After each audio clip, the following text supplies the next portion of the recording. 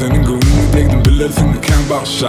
Gözü yaş könü suratını seyredimde İnanım tükenlikte, yüreğim erinlikte. Bana gereken dünya inni yanımda olmasam günah gereken. Yüzü bilmezsem elimden geç baryan men canımdan. Kimlerin bana cevabını yüzümden okumalı ya da göy görmeli. O hayatlarımızdan kıyım taşta olsamam yok. Senin bana yakın lekin meyle bana hem de özüne.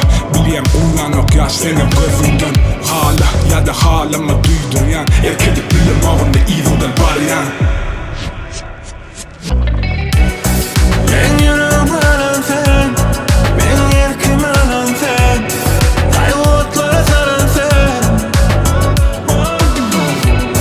Ben yüreğim aran sen, ben yerkim aran sen, kayboltlara saran sen.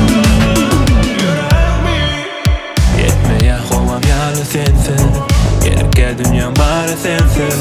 Aytsana adam var mı kimsin? Beni bağışla. Sensiz ömrüncümden ben başka kıyıp bakacağımdan ben. Dinle sana çağırın